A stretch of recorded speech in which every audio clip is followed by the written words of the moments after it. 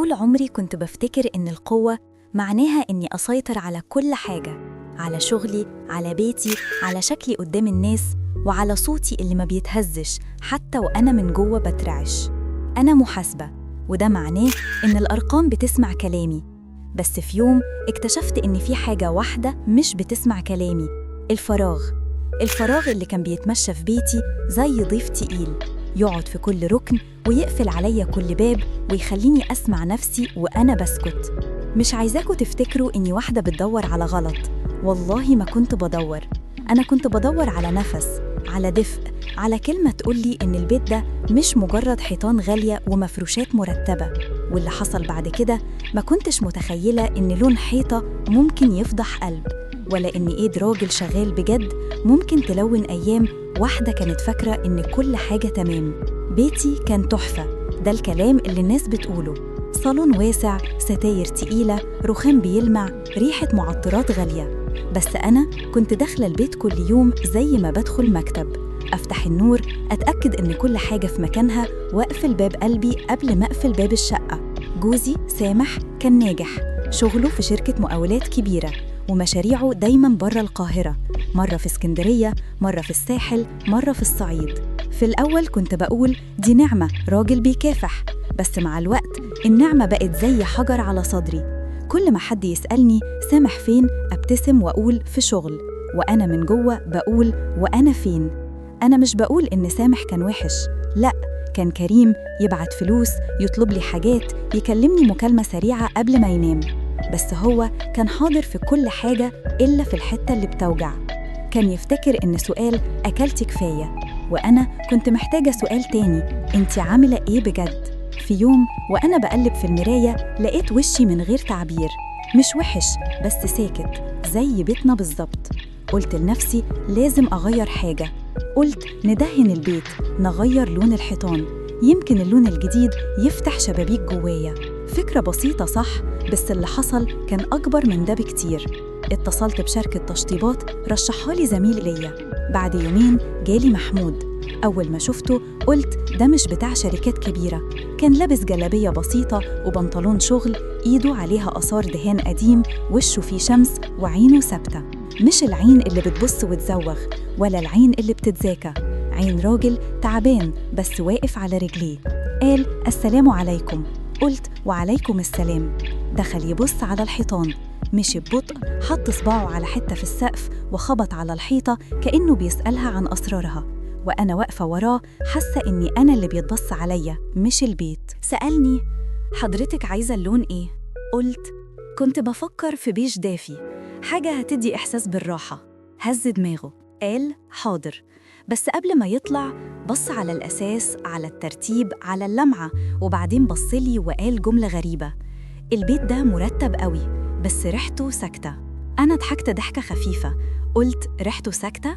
قال زي لما تدخل مكان محدش بيقعد فيه كتير. أنا اتلخبطت، مين ده اللي هيقولي كده من أول دقيقة؟ بس جزء جوايا كان فرحان إن حد شاف الصمت. اتفقنا على مدة الشغل أسبوعين، 14 يوم. أنا حسبتها زي ما بحسب أي مشروع: تكلفة، وقت، نتيجة. ما حسبتش إن كل يوم فيهم هيبقى سؤال جديد. أول يوم بدأوا الشغل محمود جه لوحده، ما كانش معاه صنايعية كتير. قال أنا بحب أشتغل بإيدي، دي شغلتي. وابتدى يغطي الأساس بالبلاستيك ويحط الشريط اللاصق على الحواف. كان بيشتغل في صمت، بس صمت مليان حركة. صوت الفرش على الحيطة، صوت السلم وهو بيتحرك، ريحة المعجون. ريحة جديدة دخلت البيت كأنها بتطرد ريحة الوحدة اللي اتعودت عليها. أنا في العادي كنت بخرج بدري للشغل، بس في اليوم ده اتأخرت. قلت لازم أتابع، هو ده السبب الرسمي. السبب الحقيقي إني كنت عايزة أسمع صوت حد في البيت. محمود كان شغال في الصالة، أنا وقفت عند باب المطبخ ماسكة كوباية شاي وببص عليه من بعيد. هو ما بصليش، كأنه عارف إني موجودة بس مش عايز يحرجني. بعد شوية سألني حضرتك تحبي نقفل الشبابيك ولا نسيبها؟ قلت سيبها. قال تمام. في اليوم التاني لقيت نفسي برضو بتأخر. أقول لنفسي ده طبيعي، لازم أتابع. بس أنا كنت حاسة إن وجوده بيدي للوقت شكل. بدل ما اليوم يبقى خط مستقيم من الشغل للنوم، بقى فيه نقط، بقى فيه حاجة تحصل. اليوم السابع هو اليوم اللي اتكلم فيه بجد. كنت عاملة قهوة وقلت أطلع له كوباية. مش عادة عندي أعمل كده، أنا حتى مع الضيوف كنت بجيب الشغالة تعمل، بس يومها حسيت إني عايزة أعملها بإيديا، يمكن عشان أحس إني مش مجرد مديرة بيت. طلعت له القهوة، كان واقف قدام حيطة لسه مدهونة. اللون طلع دافي فعلاً، بس فيه حزن كده. محمود واقف يتأمل وبعدين قال من غير ما يبصلي: اللون ده دافي بس زعلان، زي حد عايش لوحده في بيت مليان حاجات. الكوباية في إيدي رعشت، أنا اتجمدت، لأن الجملة دي مش عن الحيطة، دي عني.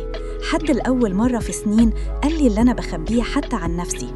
قلت بسرعة: أنت بتفهم في الألوان يعني؟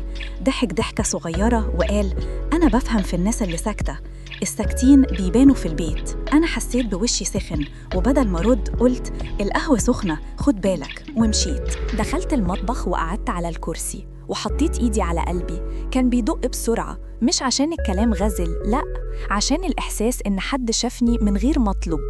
من اليوم ده ابتديت أستناه مش بمعنى إني واقفة على الباب، لكن بمعنى إن اليوم ما بيبدأش من غير صوته. وحتى لما أكون في الشغل أبص على الساعة وأقول: دلوقتي هو أكيد شغال في الأوضة التانية.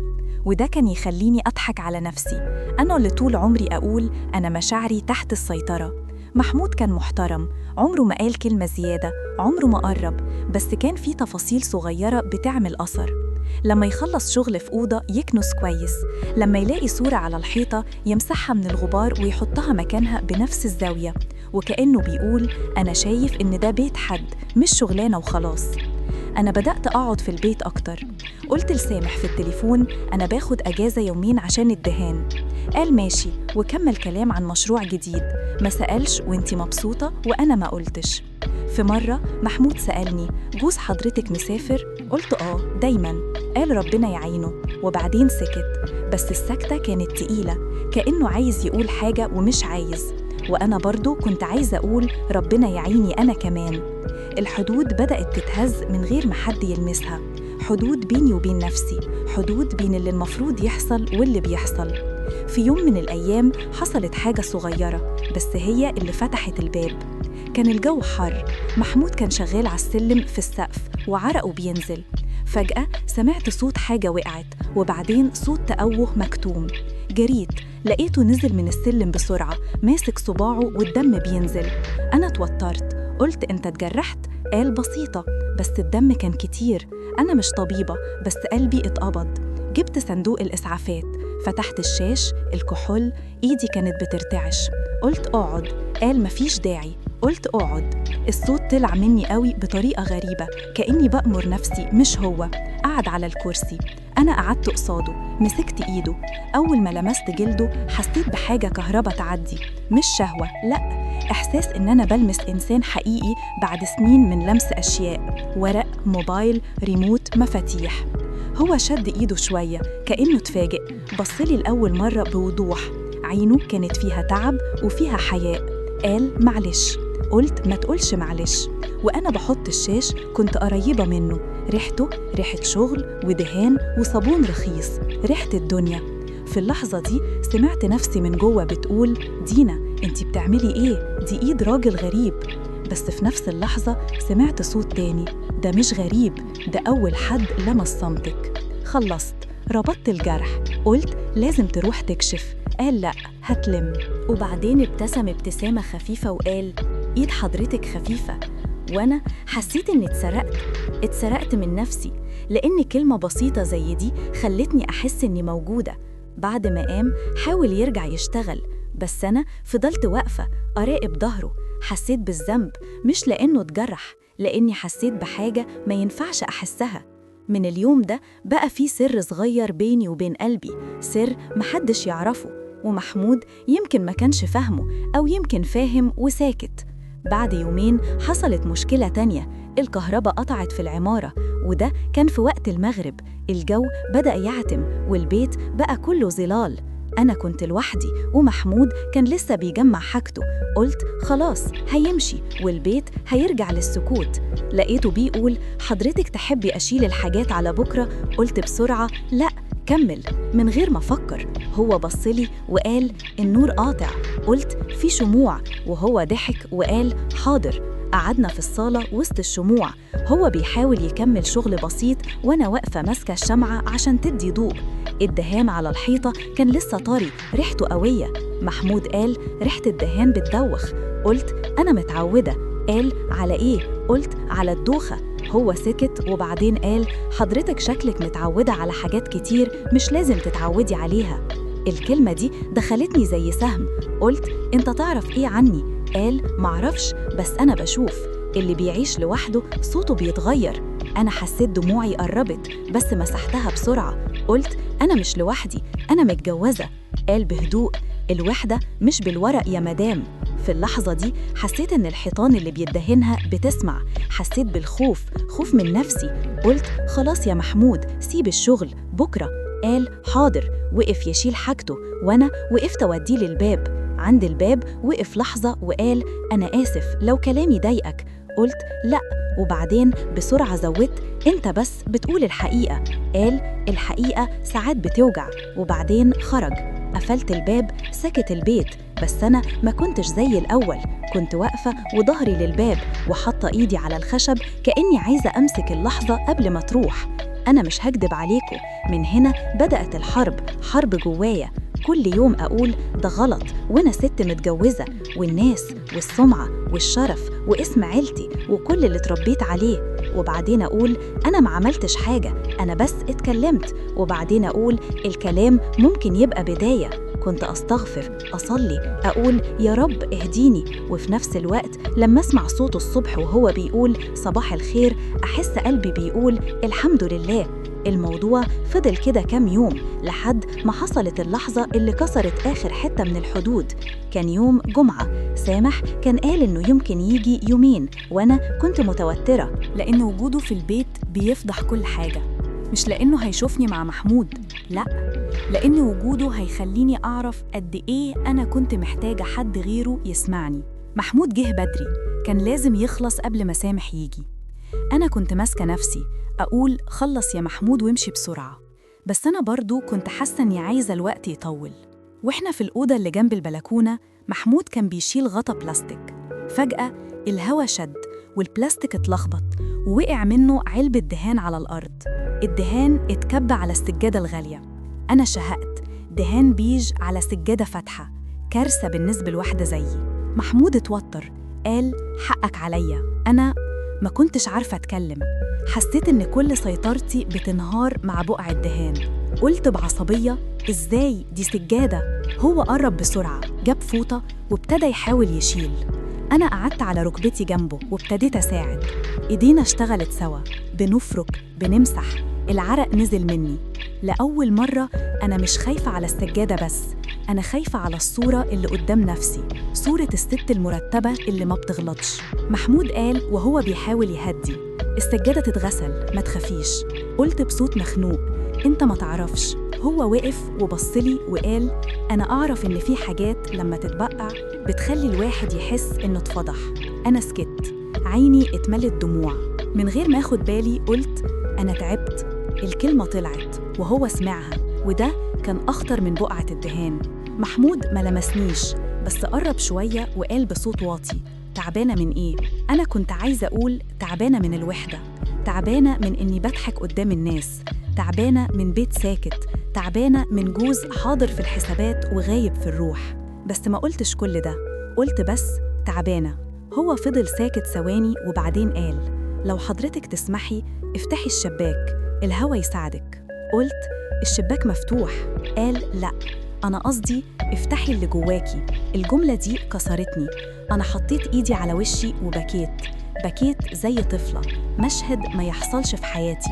محمود واقف متردد، وبعدين من غير ما يقرب قوي حط طرف إيده على كتفي لحظة، لمسة خفيفة كأنه بيقول أنا هنا بس مش هتجاوز. اللمسة دي كانت أكتر حاجة خطيرة حصلت بينا، لأنها كانت احترام ومعنى في نفس الوقت. أنا حسيت جسمي بيولع، مش من رغبة، من إحساس. حاسة إن جسمي مولع، مش قادرة أتلم. ودي كانت أول مرة أقول الجملة دي بيني وبين نفسي. بعدها أنا قمت بسرعة كأني خايفة من نفسي. قلت: خلص شغلك، سامح جاي. محمود شال إيده وقال حاضر خلص ولما حاجته، وأنا كنت واقفة على الباب تاني. قال ربنا يصلح حالك. قلت آمين. وبعدين سألته من غير ما أحس أنت متجوز؟ هو اتفاجئ من السؤال، سكت شوية وقال كنت. قلت كنت؟ قال اتطلقت. قلت ليه؟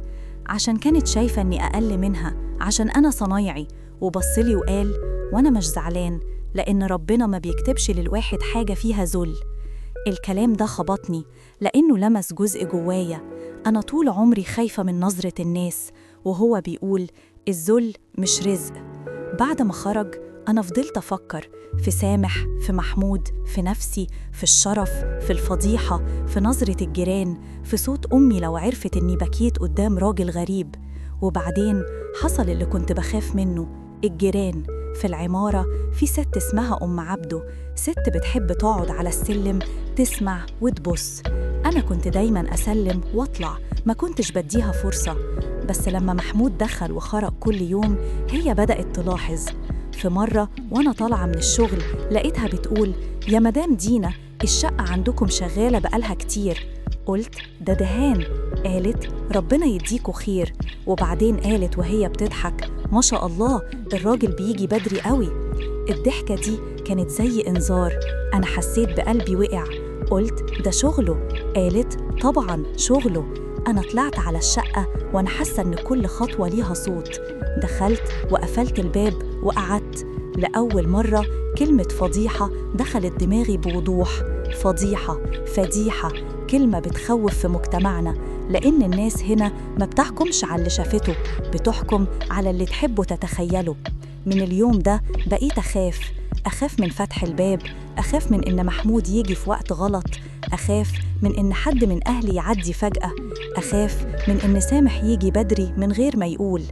بس الغريب إن الخوف ده ما خلانيش أبعد، بالعكس خلاني أتعلق أكتر، لأن الحاجة اللي ممنوعة بتبان أكبر. وأنا كنت بقول أنا مش بعمل حاجة، أنا بس سامعة نفسي. وفي يوم حصلت المواجهة اللي حطتني قدام المراية بجد. سامح رجع فجأة من غير ما يبلغني غير قبلها بساعتين. قال في التليفون أنا جاي. قلت ليه؟ قال وحشتني. الكلمة دي كانت المفروض تفرحني، بس أنا اتوترت لأن وحشتني جاية متأخر وجاية في وقت أنا فيه مش قادرة أرجع زي الأول. محمود كان لسه مخلصش، كان فاضل لمسة أخيرة في الممر، وأنا قلت له لازم تخلص النهاردة قبل سامح يجي. قال حاضر. كنت واقفة معاه في الممر وبنراجع الحواف. سامح كان المفروض يوصل بعد نص ساعة، وفجأة سمعت مفتاح الباب بيتحط. أنا اتجمدت. محمود بصلي. قلت جوزي. محمود قال بسرعة أنا أخرج. قلت اطلع البلكونة بسرعة. هو ما اعترضش، دخل البلكونة، وقف وراه الستارة. أنا فتحت الباب وسامح دخل، كان شايل شنطة صغيرة وبيضحك. قال مفاجأة. قلت مفاجأة؟ هو دخل يبص على الدهان الجديد. قال الله البيت اتغير. قلت قال مين اللي عمله؟ قلت صنايعي من الشركة. قال شاطر. وفي اللحظة دي أم عبده كانت على السلم، سمعت صوته وأنا كنت سامعة حركتها. حسيت إن الدنيا بتضيق. سامح دخل الأوضة وأنا ماشية وراه كأني بحرس سر. فجأة سمع صوت خفيف من البلكونة. محمود كان بيتحرك. سامح بص ناحية الصوت وقال إيه ده؟ حد بره. أنا قلت بسرعة دي الستارة، الهوا. سامح قرب من البلكونة وأنا جسمي اتجمد. لو فتح الستارة كل حاجة هتتبهدل، مش لأن محمود هيبان، لكن لأن وجوده في البيت وأنا وجوزي موجود ده كفاية عشان الناس تعمل حكاية. قبل ما سامح يمد إيده محمود خرج من البلكونة بنفسه، وقف في الصالة وقال بهدوء السلام عليكم يا باشا. أنا كنت بخلص آخر حتة. سامح اتفاجئ، قال وعليكم السلام. أنت مين؟ قال محمود يا باشا الصنايعي. سامح قال طب ما كنتش تقول. محمود قال الست قالت لي أستنى. سامح بصلي، عين سامح كان فيها سؤال مش غيرة، استغراب. سؤال إزاي في راجل في بيتي وإنتي ما قلتليش؟ أنا قلت بسرعة ملحقتش، جه بدري وكان بيخلص. سامح قال تمام، وبعدين ضحك ضحكة مصطنعة وقال شغل حلو يا محمود. محمود قال تسلم يا باشا. محمود لما حاجته بسرعة وأنا واقفة مش قادرة أبصله، لأنه في اللحظة دي أنا كنت حاسة إني السبب في الموقف مش هو. قبل ما يمشي محمود بصلي نظرة قصيرة، نظرة مش فيها لوم، فيها وداع، كأنه بيقول أنا عملت اللي عليا، أنت اختاري. بعد ما خرج سامح قفل الباب وبصلي وقال هو بقاله قد إيه بيجي هنا؟ قلت 2 أسبوع.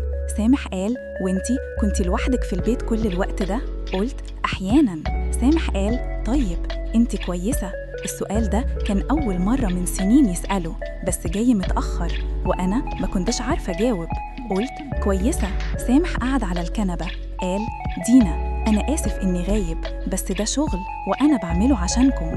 قلت في نفسي عشاننا مين بس؟ ما قلتش. الليل ده ما نمتش، سامح نام وأنا كنت باصة في السقف. ريحة الدهان كانت لسه في الجو، وريحة وجود محمود كانت في دماغي. كنت حاسة بالذنب لأن جزء مني كان بيقول لو سامح سألني بدري ما كانش محمود دخل قلبي. تاني يوم سامح خرج بدري يروح يقابل حد وأنا كنت لوحدي.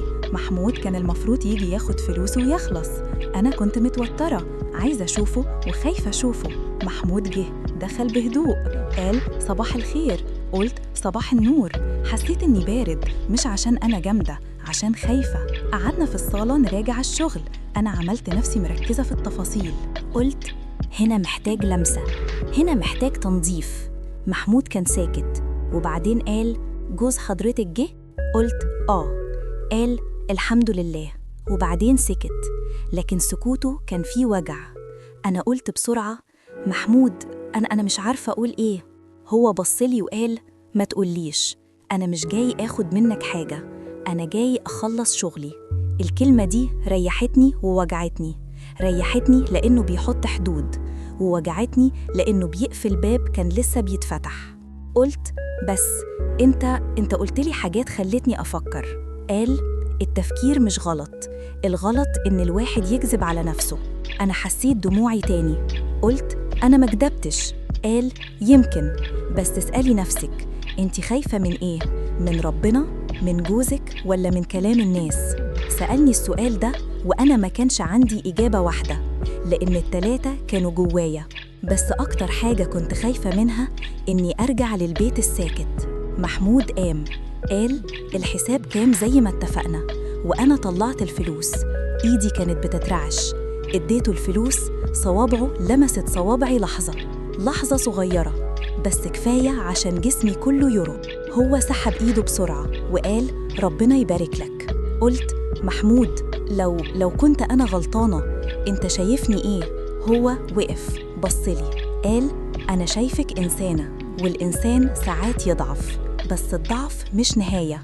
النهاية إنك تختاري إيه اللي يفضل في حياتك. أنا قلت وأنا لو اخترت؟ قال اختاري اللي يحمي شرفك ويحمي قلبك في نفس الوقت. وبعدين فتح الباب، وأنا لأول مرة فهمت إن الشرف مش بس كلام الناس، الشرف كمان إنك ما تظلميش نفسك. محمود خرج وأنا وقفت وراه، الباب مفتوح والهوا داخل. في السلم أم عبده كانت واقفة، بصت لي وبصت لمحمود وقالت بصوت عالي خلصته؟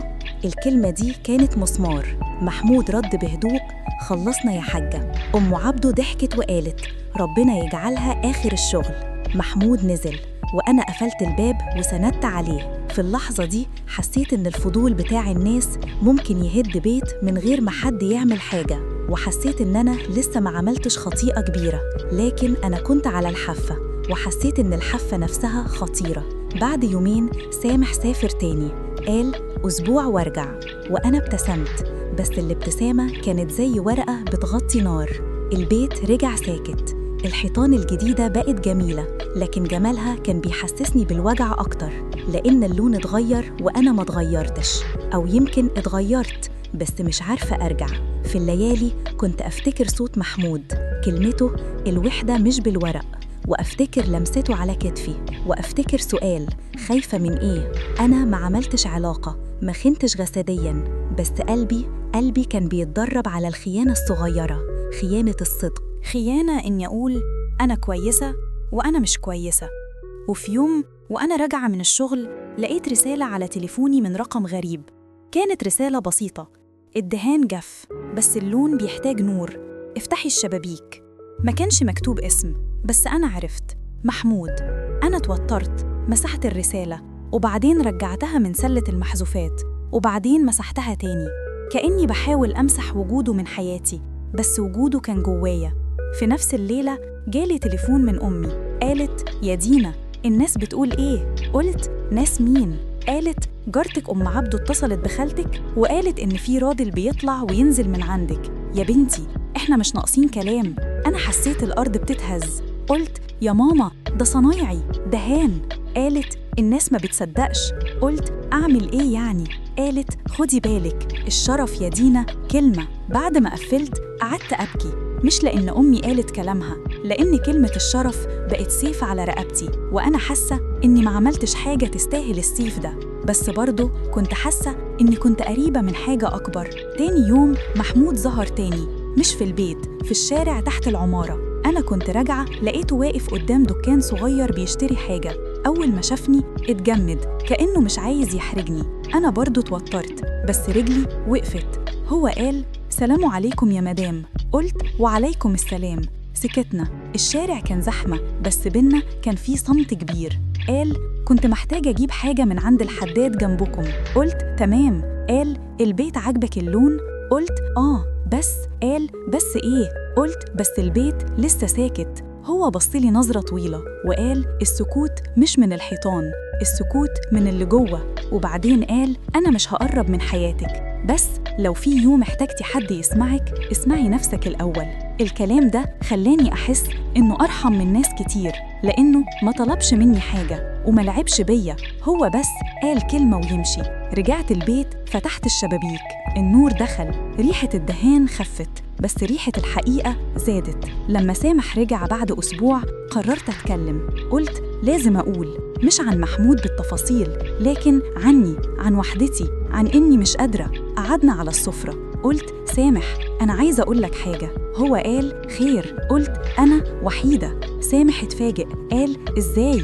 أنت عندك كل حاجة. قلت: عندي كل حاجة إلا أنت. هو سكت وبعدين قال: أنا بشتغل. قلت: وأنا كمان بشتغل، بس أنا برجع ألاقي حد، أنت بترجع تلاقي بيت. سامح قال: أنت بتلوميني. قلت: أنا بلومنا إحنا الاتنين. هو اتعصب شوية، قال: طب وإيه الحل؟ قلت: الحل إنك تبقى موجود، مش بس فلوس، مش بس مكالمة، وجود. سامح سكت كتير وبعدين قال: أنا ما كنتش واخد بالي. قلت: وأنا ما كنتش بعرف أطلب، لأني اتربيت إن الست لازم تستحمل. ما قلتلوش عن محمود لأن ما كانش في حاجة ملموسة، بس في نفس الوقت كان في حاجة، وأنا حسيت إن الاعتراف ده لازم يحصل في مكان تاني، مع ربنا، مع نفسي، معاكو. أنا لسه مش عارفة أنا غلطانة ولا لأ. هل الغلط إن قلبي دق؟ هل الغلط إن لمسة خفيفة خلتني أعيش؟ هل الغلط إن واحد شغال قال لي الحقيقة وأنا اتعلقت؟ ولا الغلط إن جوزي غاب وأنا سكت؟ أنا بحكيلكوا لأن الحكاية دي مش عن محمود ولا عن سامح، هي عن ست كانت فاكرة إن الشرف بس إنك ما تعمليش حاجة غلط قدام الناس، وبعدين اكتشفت إن الشرف كمان إنك ما تسيبيش نفسك تموت من غير ما حد يحس. أنا مش عايزة تعاطف سهل ولا عايزة حد يشتمني، أنا عايزة حكم، لأن الحكم مش بتاع الناس اللي على السلم، الحكم بتاع اللي سمع القصة كلها. قولولي لو كنتوا مكاني، ست متجوزة، جوزها غايب، بيتها ساكت، وراجل بسيط دخل يدهن الحيطان وبكلمة واحدة لون أيامها، هل أنا كنت على حق إني أسمح لقلبي يسمع، ولا كنت غلطانة من أول لحظة؟ هل أنا كنت على حق أم على خطأ؟